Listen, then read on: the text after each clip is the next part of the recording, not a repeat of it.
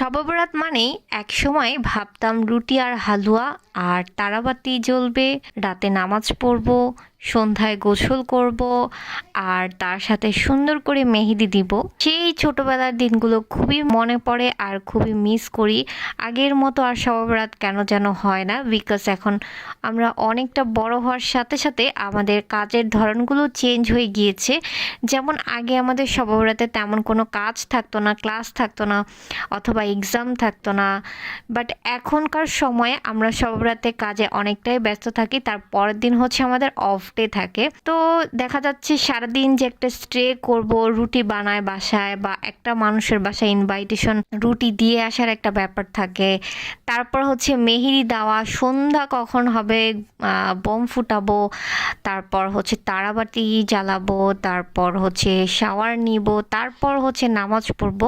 ফিলিংসটাই অন্যরকম থাকে এবং সারাদিন একটা আমরা সবাই একটা ইমেজের মধ্যে থাকি, যা ডিফারেন্স একটা দিন, যেটা হচ্ছে শবে বরাত, একটা বিশেষ দিন, যেই দিনটা বছরে একবারই আসে এবং আমরা একবারই পাই। সেই ছোটবেলায় শবে বরাতের সময় আমরা অনেক মজা করতাম, দিনগুলো অনেক বেশি মিস করলাম। আর এইবার আমার হাজবেন্ডের সাথে আমি শবে বরাত করতে পেরেছি, সেটার কিছু কিছু ভিডিও ক্লিপস নিলাম। ইভেন গত বছর আমরা শবে বরাত একসাথে করতে পেরেছি, বাট তেমন ভিডিও বানানো হয়নি।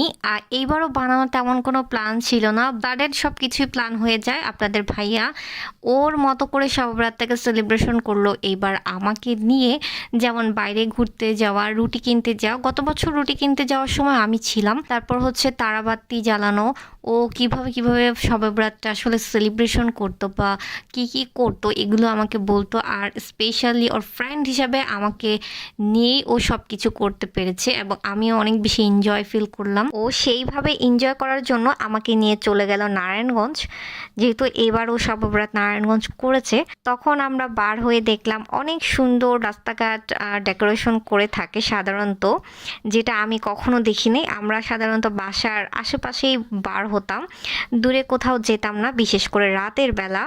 সো আমার কাছে শবে বরাতের রাতের বেলা বার হয়েছি, তারপর রাস্তার মধ্যে খুবই সুন্দর লাইটিং, তারপর হচ্ছে রুটি কিনতে যাওয়া, এটা আমার কাছে বিশাল এক্সপিরিয়েন্স। তারপর রুটি কিনতে যেয়ে দেখি যে রুটি আসলে সব জায়গায় অ্যাভেলেবেল পাচ্ছিলাম না, বিকজ আমরা একটু রাতে বার হয়েছি। তারপর ফাইনালি পেলাম, বিকজ ওরা হচ্ছে ঢাকাতে অলওয়েজ রুটি কিনে বাহিরে ঘুরে, ওদের সব কিছুই অনেক ভালো লাগে। সো এবার আমার সাথে কিছু কিছু শেয়ার করার জন্যই বিধায় আমরা গেলাম। আর তার পাশাপাশি তারাবাতি কিনে নিয়ে আসি। রাতের বেলা আমরা ছাদের মধ্যে তারাবাতি জ্বালিয়ে একদম সুন্দর করে একটা নাইসলি মোমেন্ট এনজয় করতে পারলাম। এইবারের শবে বরাতটা কিন্তু খুবই ভালো কেটেছে।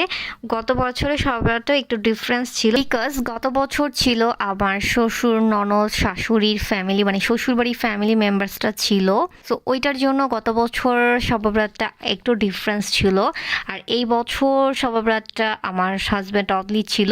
তো সব কিছুই ডিফারেন্স ভালোই লাগতেছে এক্সপিরিয়েন্স, যদিও তাদেরকে মিস করতেছিলাম। তো সব মিলিয়ে শবে বরাতের দিন আমাদের একটা ইনভাইটেশন ছিল, সেখান থেকে খাওয়া দাওয়া করেই সন্ধ্যায় বাসায় এসে আমরা আসলে বাহিরে যাই স্পেশালি। তারপর হচ্ছে বাহিরে যে হচ্ছে এই যে তারাবাতিগুলো আমরা কিনে আনি, তারাবাতিগুলো অনেক কষ্ট করে খুঁজে পেয়েছি, অনেক জায়গায় পাচ্ছিলাম না, বিকজ নামাজের টাইম হয়ে গিয়েছিল, অনেকে নামাজে চলে গেছে, এরকম কিছু একটা।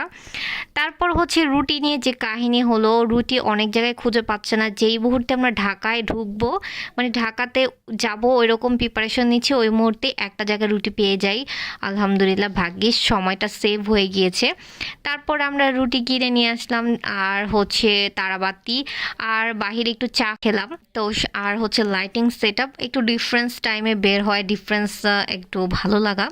তারপর বাসায় এসে তারাবাতি একদম এনজয় করে দেন হচ্ছে আমরা খাওয়া দাওয়া করে তারপর হচ্ছে গিয়ে রাতে নামাজ পড়বো।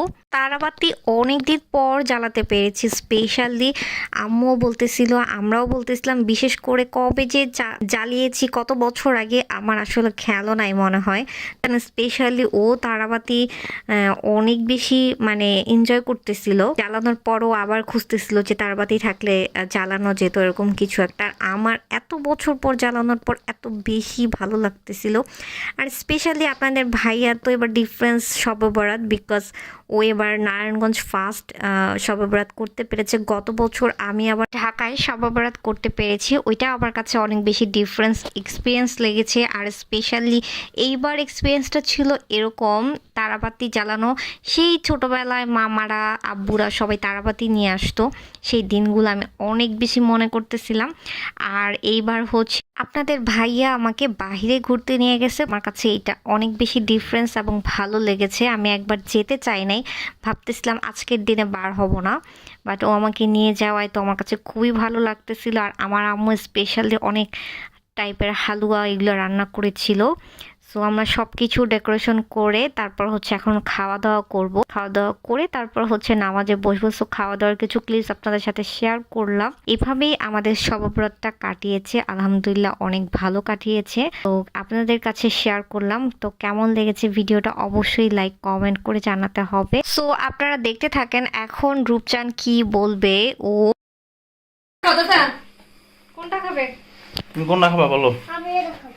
এটা খাবা? আমি এত বড়টা ধরতে পারতাম ভাই।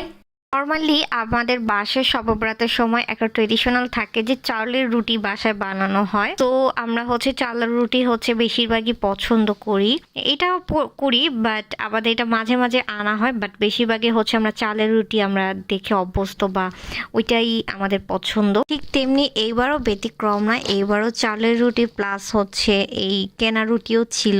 সো আমরা এটাকে নিয়ে বাবুর সাথে খুবই ফান করতেছিলাম। ও এটাকে দেখে অনেক বেশি ডিফারেন্স এবং ফানি এক্সাইটমেন্ট হয়ে গিয়েছিল, এবং এক্সাইটমেন্ট হয়ে ও বারবার বলতেছিল এটাকে আমি খাবো, এটাকে খেয়ে এখন আমি ওর মাথা চিবিয়ে চিবিয়ে খেয়ে ফেলবো। আরও উল্টাপাল্টা অনেক ফানি ফানি কথা বলতেছিল। সো আপনারা দেখতে থাকুন ভিডিওর লাস্টে ওর ভয়েস কিছু ক্লিপস আমি নিয়েছি ভিডিওতে, অরিজিনাল মানে র ভিডিও, যেটা তাহলেই শুনে আপনারা বুঝতে পারবেন যে কত ফানি ছিল বিষয়টা।